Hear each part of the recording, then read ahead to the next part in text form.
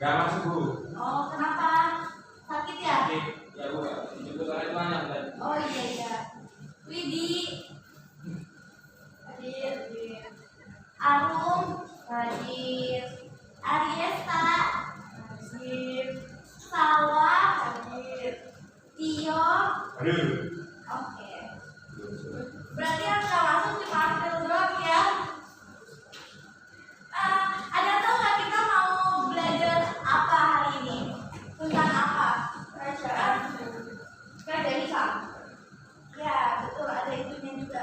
Coba boleh kita tolong yang lain nggak? Enggak Bu. Oke, makasih ya Mal. Nah, jadi ya Allah, hilang kembali. Jadi, oh ini. Ada tahu nggak kita hari ini mau belajar apa? Enggak tahu Bu. Nggak ada yang tahu. Ada kan nggak pasti tahu. Ya, hari ini kita itu mau belajar tentang sejarah masuknya Islam ke Indonesia. Nah, ada yang tahu nggak teori-teori sejarah masuknya Islam ke Indonesia? Ayo Bu. Ya apa? Tio apa? Ariesta. Iya. Terus? Iya. Iya. Dua lagi? Persia. Iya. Satu lagi? Cina. Betul, 100. Ada teori India atau teori Gujarat, terus ada teori Arab atau Mekah, teori Persia dari Iran, dan teori Cina. Kita bahas satu-satu. Yang pertama itu ada teori India. Teori India ini menyebutkan bahwa masuknya Islam ke Indonesia ini melalui perdagangannya para pedagang India pada abad ke-13. Nah, kalau teori Arab menyebutkan bahwa Islam masuk ke Indonesia itu murni karena orang-orang Arab yang datang ke Indonesia pada masa kekhalifahannya. Dan yang ketiga itu ada teori Persia. Teori Persia ini yang menyatakan bahwa agama Islam masuk ke Indonesia ini dibawa oleh negara-negara Persia. Dan yang terakhir ada teori Cina. Ini juga sama, mereka menyebutkan bahwa Islam masuk ke Indonesia ini karena dibawa oleh orang-orang Cina. Jadi itu tuh sesuai dengan pandangannya masing-masing gitu ya. Nah, selain itu dari teori-teori yang tadi yang 4 udah dijelasin itu, ada juga yang dari dalam negeri, yaitu ada Wali Songo. Ada yang tahu Wali Songo? Ya, wali yang ada 9 itu. Wali Songo. Wali Songo. Ya itu sebutannya Bu. Iya. Nah, Wali Songo ini menyebarkan agama Islam ke Indonesia dengan cara berdakwah.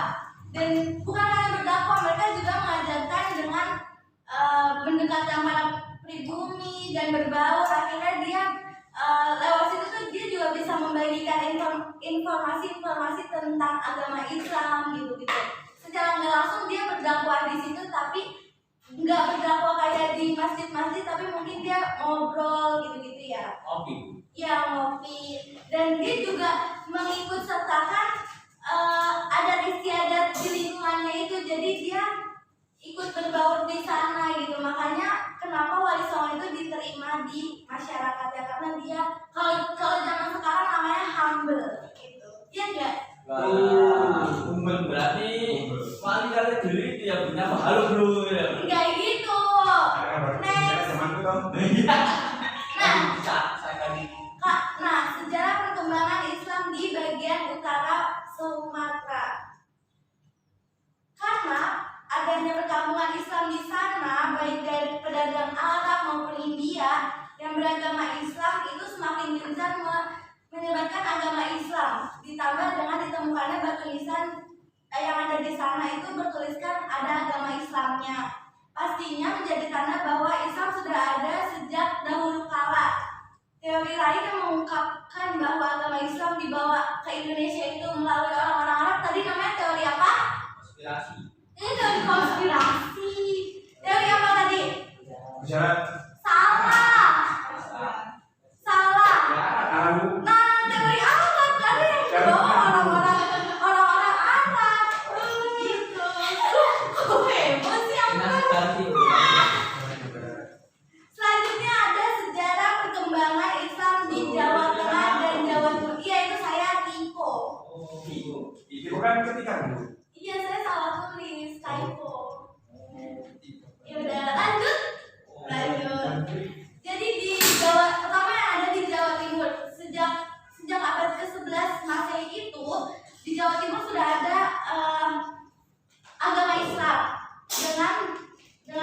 isinya itu ada makam Fatimah binti Maimun dengan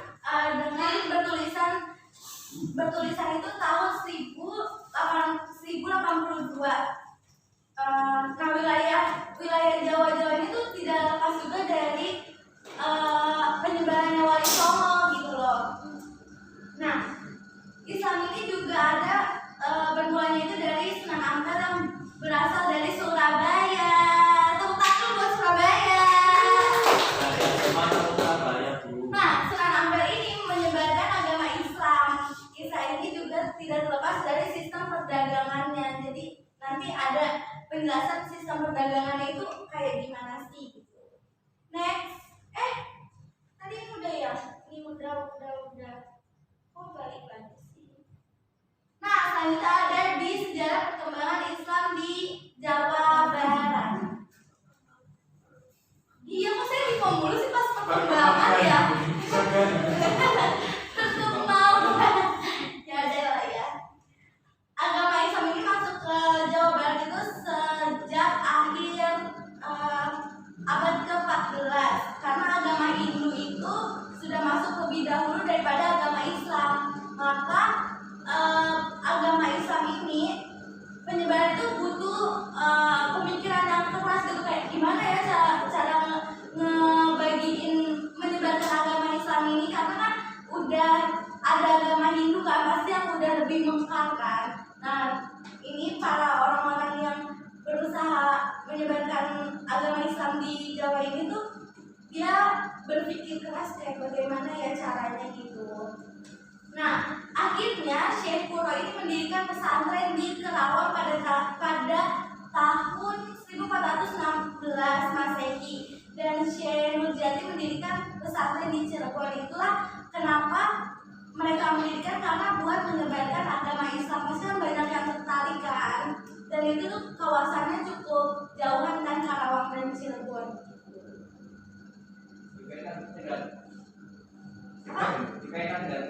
Iya, coba di jalannya pasti jauh. Harus sama Bekasi jalan. Itu 2 jaman kayaknya deh. Iya, dekat banget. Selanjutnya ada cara penyebaran agama Islam di Nusantara.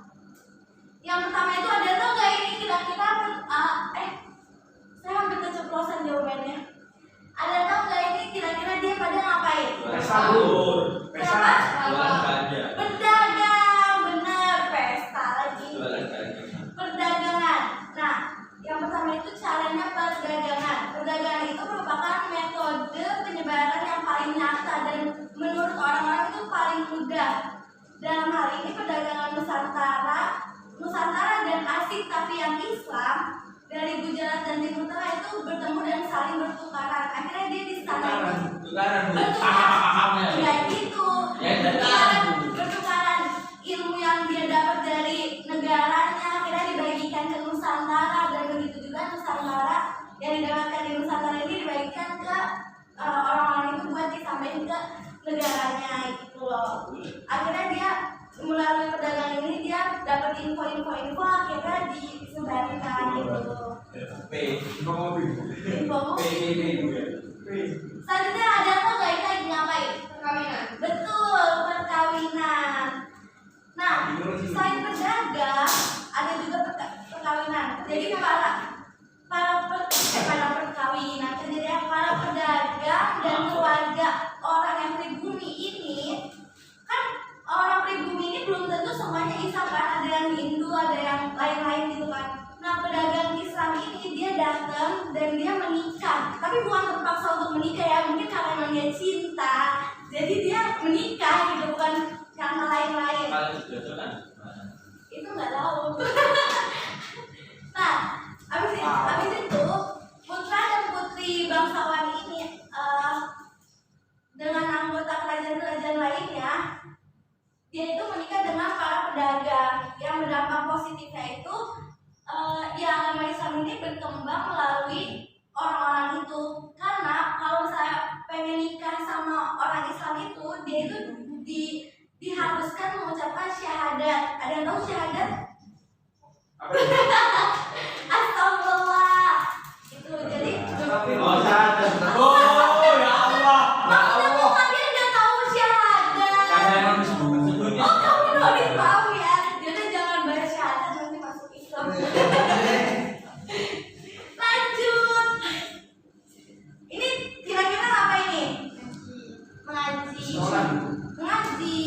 Yaitu ada ajaran tasawuf. Ada yang tahu tasawuf?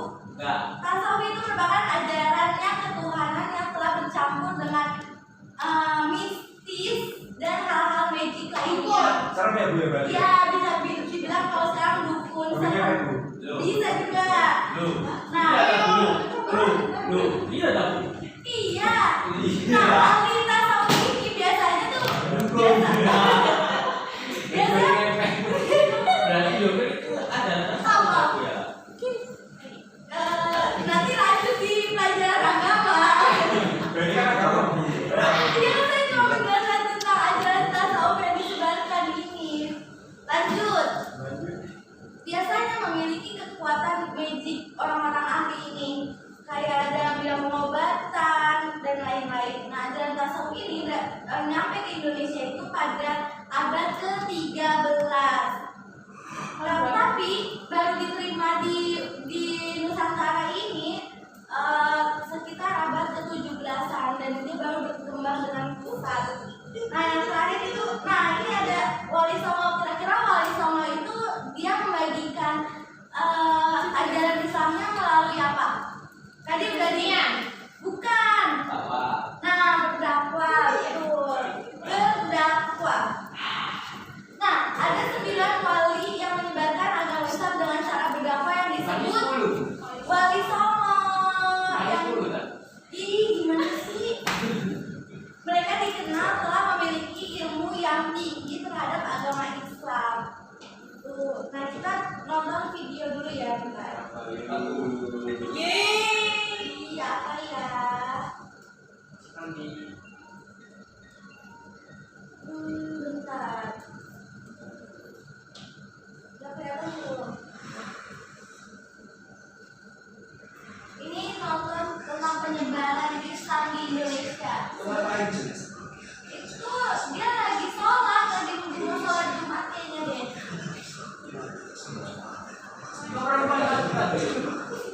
Oh,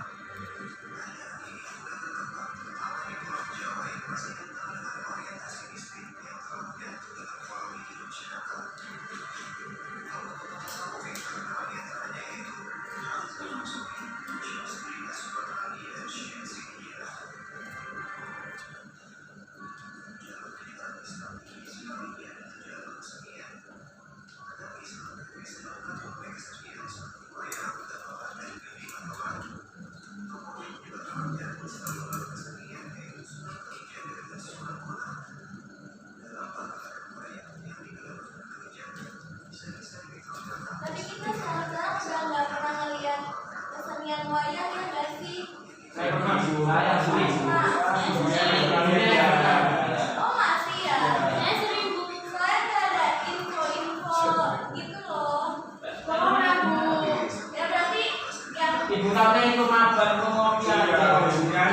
berarti kalian sebagai siswa harus memfollow up lagi tentang wayang-wayang ini kalau misalnya wayang itu masih ada. Ibu suka wayang nggak Bu? Kenapa? Suka wayang. Suka Wayang apa Bu? wayang boleh. Yang cepet itu ya Bu? Iya, lucu ya. Nah, itu tadi jalur sama sih kayak yang tadi saya jelaskan, cuma ini kan lebih menarik gitu ya, karena video itu tuh lebih disukai anak-anak gitu loh untuk nonton dibandingkan tulisan kan. Kita lanjut lagi ke PPT yang saya buat. Sebentar.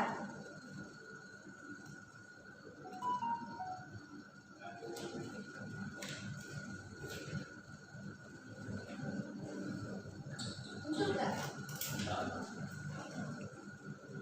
Bu, di belakang Bu. Oh iya boleh. Jangan lama ya.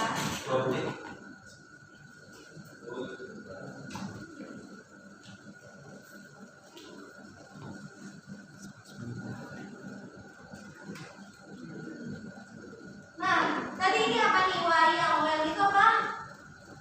Wayang Bu. Kesenian. Budaya. Kok begini sih? Bentar ya.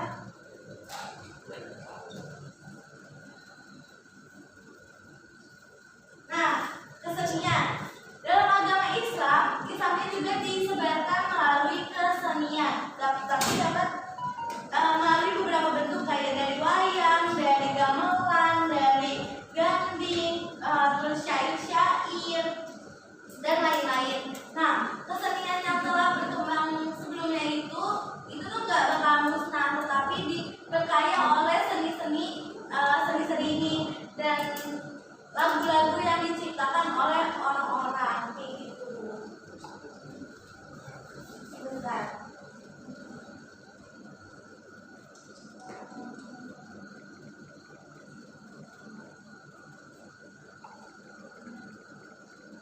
Kita beralih ke Wali Songo.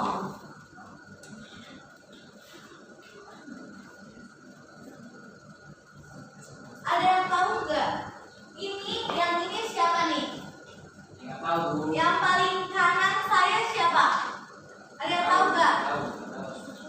Dia adalah Maulana Malik Ibrahim. Kenapa? Nah, Maulana Malik Ibrahim ini merupakan penyebar wali yang pertama menyebarkan agama Islam di tanah Jawa. Beliau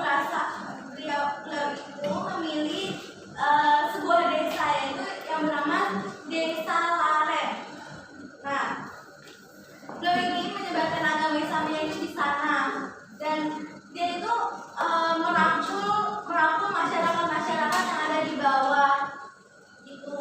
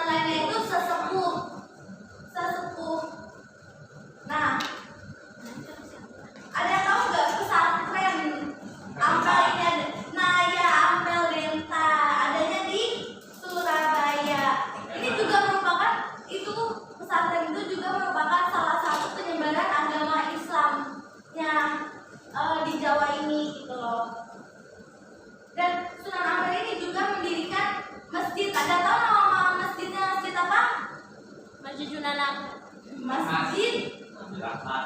Demak. Masjid Demak. Rahmat. Masjid Agung Demak namanya. Oh ya bu. Dan dia mendakwa di situ di kota Demak, diteruskan oleh Raden Zainal Abidin yang dikenal juga dengan Sunan Demak. Selanjutnya ada yang tahu yang paling kanan saya siapa namanya yang pakai Sunan Giri. Sunan siapa? Giri. Sunan Giri, betul. Nah, ada yang tahu nggak cara berdakwah Sunan Giri itu kayak gimana? Iya, dengan unsur-unsur lagu dan permainan-permainan yang dimasukkan dari beberapa unsur agar dia mengemas semuanya secara rapi. Terus dia memasukkan tentang agama-agamanya itu. Jadi semua permainan-permainan yang dia lakuin itu tuh ada berbau-bau agama Islamnya. Kenapa? Nanti ya. Nah, Sunan Giri ini juga menciptakan dolanan yang dikenal dengan jelungan. Bukan sekedar nyanyian dan tawa belaka, namun semua ini ada pelajaran yang bisa diambil dari ketahuitannya. Selanjutnya warna hijau ini namanya siapa? Muria. Sunan siapa? Derajat. Salah. Salah. Kudus.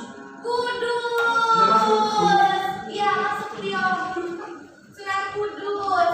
Dalam menyebarkan agama Islam, Sunan Kudus ini masih berguru dengan yang lain-lainnya kepada Sunan Kalijaga gitu-gitu deh. Sehingga metode dakwahnya Sunan Gunung Jati ini tidak jauh berbeda dari Sunan Kalijaga, karena kan dia berguru sama Sunan Kalijaga ya, otomatis dia kayak yang jadi pandangannya itu Sunan Kalijaga kan. Nah, jadi berdakwahnya dia itu tuh nggak jauh-jauh dari Sunan Kalijaga gitu loh. Nah, Sunan Kalijaga itu mengajarkan kepada Sunan Kudus untuk berdakwahnya kayak tetap ada berbau-bau agamanya, tapi tetap ikut kebudayaan sekitar gitu loh. Jadi dia nggak meninggalkan dan nggak mengganti lingkungan sekitarnya. Selanjutnya yang paling kanan ini siapa? Kalijaga. Iya, betul, Sunan Kalijaga. Sunan Kalijaga ini termasuk orang yang paling dekat dengan rakyat jelata. Hal ini dibuktikan karena beliau itu membela rakyat jelata di masa-masa sulitnya. Gitu, di masa-masa jatuhnya dia membela dan membangkitkan rakyat jelata.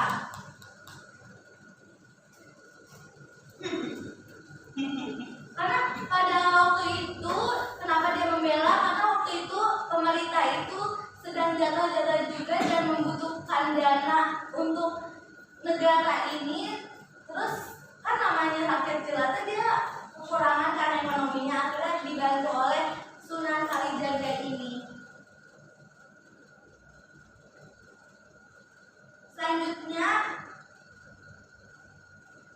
tapi kalau Sunan Kalijaga ini saking dia baiknya, dia itu ngelakuin hal yang nggak boleh dilakukan. Ada yang tahu nggak apa yang dia lakukan? Mencuri. Iya, mencuri harta mencuri hasil bumi yang tersimpan di gudang ayahnya sendiri. Iya, kok jahat? Selanjutnya, kita bisa memetik dari Sunan Kalijaga. Boleh membantu orang, tapi jangan sampai ya berlebihan. Itu. Selanjutnya yang tengah siapa? Muria. Iya, Sunan Muria. Sunan Muria ini menyebarkan agama Islam dengan kesenian gamelan, wayang sebagai alat dakwahnya dia. Jadi dia berdakwah dengan cara dia memainkan wayang-wayangnya gitu loh. Nah, beliau ini menciptakan beberapa tembang untuk mengamalkan ajaran agama Islam, sehingga Sunan Muria ini juga dikenal sebagai pribumi memecahkan berbagai masalah itu katanya. Selanjutnya ada Sunan Derajat. Ya betul, udah saya ketik tuh jadi udah tahu. Sunan Derajat ini dikenal akan kecerdasannya. Beliau menyebarkan agama Islam ini di Pulau Paciran, Lamongan. Siapa yang orang Lamongan? Tahu. Oh, orang Lamongan tahu Paciran. Ya tahu. Oh tahu. Ayo. Kenapa lu balik mana? Kenapa lu? Ramadan. Kenal tuh Besti. Oh, dia anak kelas samping ya? Iya. Oh iya. Sama nasional itu Bu. Iya. Oh ngerti. Sering aku diajak sering ingat terus. Nah, pada awalnya Sunan Derajat itu melakukan dakwah itu karena disuruh ayahnya. Disuruh ayahnya dia berdakwah untuk menyebarkan agama Islam di pesisir pantai Gresik. Siapa yang orang Gresik? Gak ada ya? Ya, gak ada orang Gresik. Hingga akhirnya beliau ini menetap di Lamongan itu di Paciran situ kan. Nah, setelah dia bertinggal di Paciran itu dia mendapatkan perhatian lebih. Akhirnya dia baru mendakwah. Karena kalau misalkan tiba-tiba dia datang dan mendakwah itu kan kayak aneh banget gitu kan. Nah, cara berdakwah yang beliau lakukan itu dengan cara tradisional. Tadi kesenian udah. Nah, ada yang tahu peninggalan sejarah agama Islam apa aja di Indonesia? Yang paling gampang itu yang biasa kita pakai untuk sholat. Betul, masjid. Yang kedua itu ada ya, ada makam, kaligrafi, kitab, keraton, pesantren dan lain-lain. Di mana? Oh iya, saya bisa tulis makamnya ya. Udah ada makamnya, ada masjid, kitab, kaligrafi, keraton, pesantren, makam dan lain-lain. Selanjutnya, ada tahu nggak kerajaan Islam di Indonesia itu apa aja? Samudra Kasai. Betul, Samudra Kasai. Terus Demak. Demak. Terus Aceh. Macan. ah Macan. Mataram.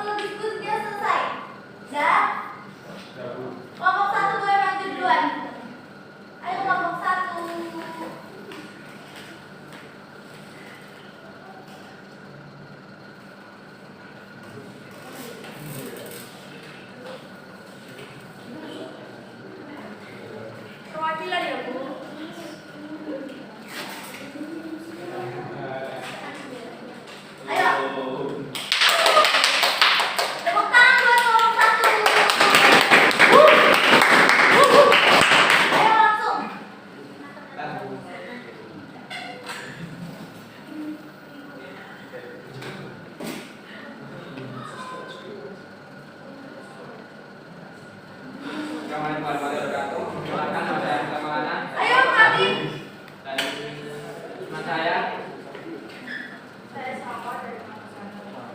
akan mempresentasikan hasil diskusi kami mengenai kerajaan Samudra Pasai. Daud. Sebelumnya kerajaan bergerak yang pertama di Indonesia adalah Samudra Pasai. Kerajaan ini ada di pantai utara Aceh, tepatnya di muara Sungai Sangat Pasai. Muara Sungai terletak di dua kota bernama Samudra atau jauh dari laut, dan Pasai yang berarti kota pesisir pantai. Bukti sejarah dari kerajaan ini terlihat pada tulisan atau inskripsi dari nisan makam Sultan Malik As-Saleh, perintah dari Marco Polo dan Tipu Baghdad, serta kronika Raja Pasai. Kerajaan ini dibangun oleh Nara yang berhasil menyatukan Samudra dan Pasai. Setelah Mara Sultan memeluk agama Islam, ia kemudian mendapatkan gelar Sultan Malik As-Saleh yang menjadi raja pertama kerajaan Samudra Pasai. Sultan Malik As-Saleh wafat, kemudian katanya jatuh ke putranya bernama Sultan Malik Al-Tahir. Raja kedua Samudra Pasai itu memiliki dua anak, yaitu Mahmud dan Malik Al-Mansur. Keduanya mewarisi tahta kerajaan dan memindahkan ibu kota kerajaan ke Romawi. Lalu adanya perpindahan pusat perdagangan ke Pulau Bina dan Aceh Utara. Akhirnya Samudra Pasai benar-benar lulus setelah ditaklukkan oleh Kesultanan Aceh. Nah, dari yang tadi kelompok 1 jelaskan, ada yang mau bertanya? Saya bertanya. Iya, boleh. Itu tadi kan tidak dijelaskan apa saja peninggalan dari kerajaan Samudra Pasai. Maka saya bertanya, apa saja peninggalan kerajaan Samudra Pasai? Jadi saya akan jawab, peninggalan di Samudra Pasai ada nisan bertulisan kaligrafi Arab Gundul yang khas dari Ahmad Burhanuddin. Kedua, ada makam Sultan Malik As-Saleh. Ketiga, ada Baitul Baruta dan Cenggu. Keempat, ada makam Sultan Malik As-Saleh. Kelima, ada makam Sultan Maulana Al-Zahir. Keenam, ada makam Nahdiyah. Tujuh, ada makam Tengku Siti Abdullah Tasud. Kedelapan, ada makam Naina Hasanuddin. Kesembilan, ada makam Perdana Menterinya. Ada lagi yang mau ditanyain? Sudah, Bu. Udah, tutup. Kalau tidak ada yang ditanya, saya akhiri presentasi dari kelompok kami. Assalamualaikum warahmatullahi wabarakatuh. Waalaikumsalam warahmatullahi wabarakatuh. Tepuk tangan. Selanjutnya kelompok 2. Ayo kelompok 2. Buat bro. Cowok-cowok nih. 10. Yuk. Iya, kenapa? Ayo. Ayo, assalamualaikum. Assalamualaikum warahmatullahi wabarakatuh. Waalaikumsalam. Jadi kami dari kelompok 2 kami akan menjelaskan hasil diskusi kami. Untuk selanjutnya saya persilakan kepada Daud berbaca. Oh, benar ya? Aduh, gimana sih kelompok 2 enggak di apa? Ya. Kami. Perkembangan budaya Sumatera. Bentar Bu, ada salah Bu. Oh, ini. Bentar Bu, masih ada ya Bu.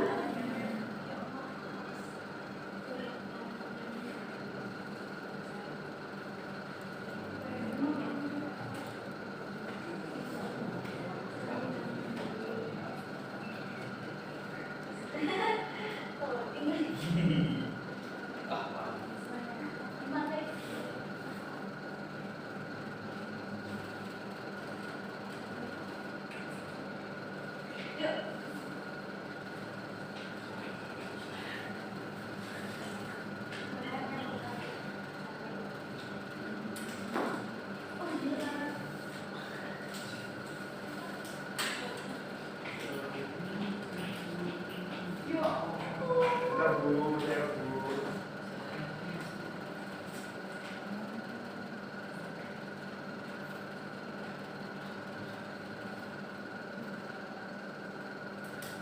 Oke.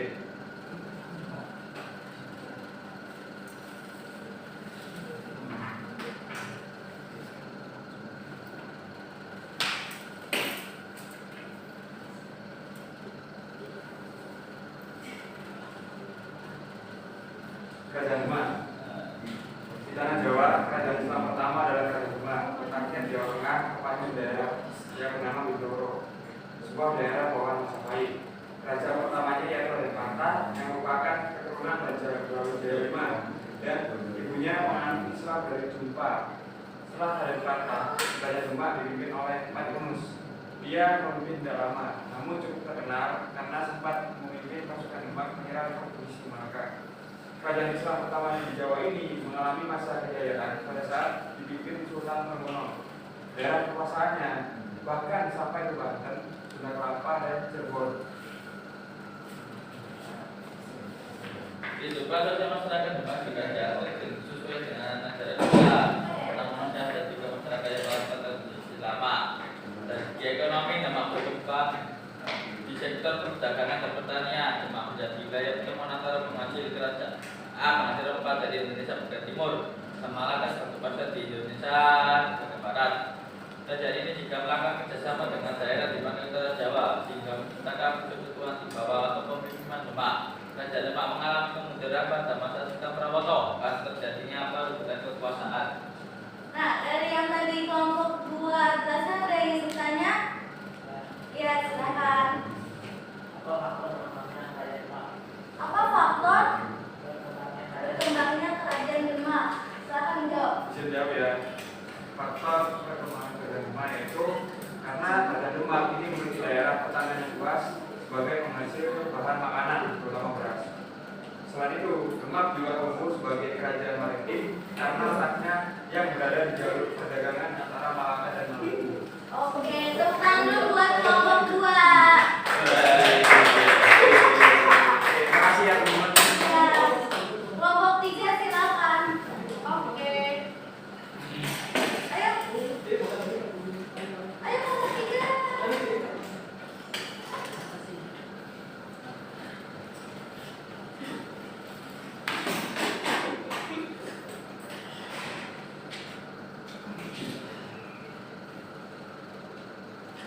Dari kelompok 3 kan menjelaskan hasil diskusi mengenai kerajaan Malaka. Kerajaan Malaka juga masuk dalam kerajaan Islam pertama di Indonesia karena berdiri di awal pengembangan Islam. Kerajaan ini terletak di Semarang, Malaya, dengan ibu kota Malaka. Raja pertama dari kerajaan Malaka yaitu Iskandar Muda. Pada masa pemerintahannya, kerajaan ini berkembang besar dan menjadi kerajaan Islam terbesar di Asia Tenggara. Namun menurut catatan sejarah masa kemasan kerajaan Islam ini yaitu pada era kepemimpinan Sultan Demak Syekh. Pada saat itu Malaka berhasil menjadi pusat perdagangan sekaligus penyebaran Islam di Asia Tenggara. Perekonomian masyarakat kerajaan Malaka bertumbuh pada perdagangan dan pelayaran. Nah, dari yang dijelaskan oleh kelompok 3, apakah ada yang ingin ditanyakan? Kelompok 3, dari kelompok 3 ada yang ingin ditanyakan? Oh, ada yang ingin ditanyakan, berarti udah jelas semua dari kelompok 3. Tutup. Sekian presentasi dari kelompok kami. Assalamualaikum warahmatullahi wabarakatuh. Waalaikumsalam.